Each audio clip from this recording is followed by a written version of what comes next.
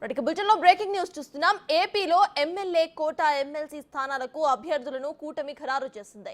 TDP నుంచి శ్రీ రామచంద్రయ్య, జనసేన నుంచి పిడుగు హరిప్రసాద్ కు అవకాశం కల్పించారు. వీరిద్దరూ కూడా ఇవాళ నామినేషన్ దాఖలు చేయబోతున్నారు. ఎమ్మెల్యేల సంఖ్యాబలం ప్రకారం వీరిద్దరూ కూడా ఏకగ్రీవమయ్యే అవకాశం కనిపిస్తోంది.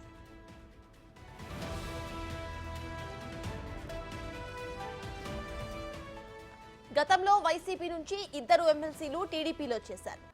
ఇక ఎన్నికైన ఇద్దరు సభ్యుల్లో ఒకరు రాజీనామా చేయగా మరొకరిపై అనర్హత వేటు పడింది. ఇక్బాల్ పదవికి రాజీనామా చేసి టీడీపీలో చేరారు. ఇక సి రామచంద్రయ్యపై శాసన మండలి చైర్మన్ అనర్హత వేటు వేశారు.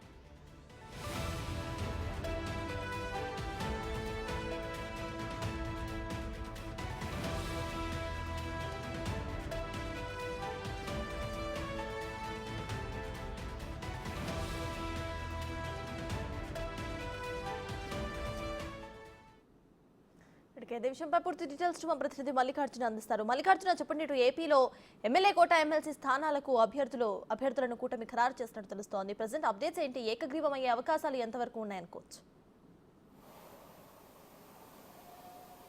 ఎమ్మెల్సీ స్థానాలకు సంబంధించి ఎమ్మెల్యే కోటాలో ఉన్న ఎమ్మెల్సీ స్థానాలు ఇద్దరు కూడా సంబంధించి ఒకళ్ళ మీద అనర్హత వేట్ అనేది పడటం జరిగింది. సి రామచంద్రయ్య వైసీపీ తరఫు నుంచి కూడా గతంలో ఎమ్మెల్యే ఎన్నుకున్న ఎమ్మెల్సీ దాంట్లో కూడా గెలుపొందడం జరిగింది. ఆయన వైసీపీ నుంచి టీడీపీలో కూడా జాయిన్ అవ్వడం జరిగింది. ఆ టైంలో వైసీపీ ఈ అనర్హతకు సంబంధించి ఇటు శాసన మండలిలో కూడా ఫిర్యాదు చేయడం జరిగింది. ఈ నేపథ్యంలోనే ఆ ఫిర్యాదు స్వీకరించిన శాసన మండలి చైర్మన్ అనర్హత వేటు వేయడం జరిగింది. ఆ ఖాళీ అనేది అక్కడ ఏర్పడటం జరిగింది. మరో ఒకటి ఏదైతే ఉందో ఇక్బాల్ వైసీపీ నుంచి కూడా ఆయన అక్కడ ఎమ్మెల్సీ స్థానాల్లో కూడా గెలుపొందడం జరిగింది.